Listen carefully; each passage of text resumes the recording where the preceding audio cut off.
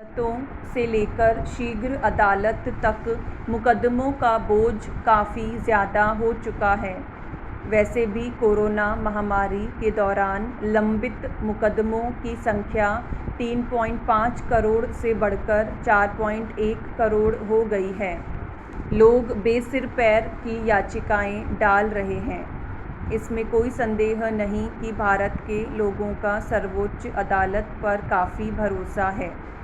Supreme court की साख काफ़ी ऊंची बनी हुई है, लेकिन हम लोग ही जब छोटी छोटी बातों को लेकर जनहित याचिकाएं दायर करने लग जाएंगे तो फिर त्वरित न्याय हो ही नहीं सकेगा।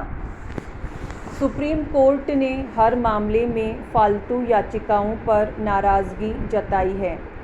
तुच्छ और केवल प्रचार पाने के लिए फालतू याचिकाओं से परेशान होकर सुप्रीम कोर्ट के जस्टिस संजय किशन कौल और जस्टिस ऋषिकेश राय ने कहा है कि सामूहिक रूप से हम सभी न्यायिक प्रणाली का मजाक बना रहे हैं।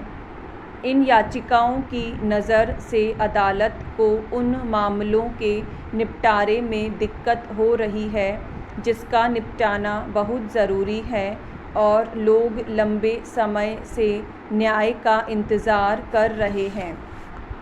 हर मामले में अपील दायर करने के चलन को हतोत्साहित करना होगा। पीठ का यह कहना भी सही है कि एक आम इंसान को कोर्ट की बारीकियों या बड़े कानूनी सिद्धांतों में कोई दिलचस्पी नहीं है। एक वादी यह जानने में उत्सुक रहता है कि उसके मुकदमे में दम है या नहीं, और यह जानने के लिए वह अनिश्चित काल तक इंतज़ार नहीं करना चाहता वह सही था या नहीं। अगर फैसला आने में 10 या 20 वर्ष लग जाएं, तो वह उस फैसले का क्या करेगा। कई दीवानी मुकदमे तो 45 वर्षों से लंबित थे जिन्हें सुप्रीम कोर्ट ने निपटाया है। अग्रिम जमानत, जमानत, अंतरिम राहत और विविध याचिकाओं की बाढ़ आ चुकी है। यही वजह है कि कोर्ट को पुराने मामलों को तय करने के लिए समय ही नहीं निकाल पाता। हर कोई अंतरिम राहत चाहता है कि कोई भी अंतिम मामलों में बहस नहीं करना चाहता। जब अदालतों में मामलों की संख्या बेतहाशा बढ़ने लगे तो इसका सीधा संकेत यही होता है कि कार्यपालिका और विधायिका अपना काम सही ढंग से नहीं कर पा रही हैं। लोगों की उम्मीदें ध्वस्त हो रही हैं। भारत जैसे लोकतंत्र में बड़ी अजीब स्थिति है। जो कानून अस्तित्व में ही नहीं है, उसी के तहत अलग अलग राज्यों की पुलिस गिरफ्तार करे और लोगों को बेवजह प्रताड़ित करे। ऐसा पिछले 5 वर्षों से चल रहा है, जबकि सुप्रीम कोर्ट ने आईटी अधिनियम की धारा 66A को रद्द कर दिया था। पुलिस फिर भी इसी के तहत मामूली और साधारण बात को लेकर भी लोगों को गिरफ्तार कर जेलों में डालती रही।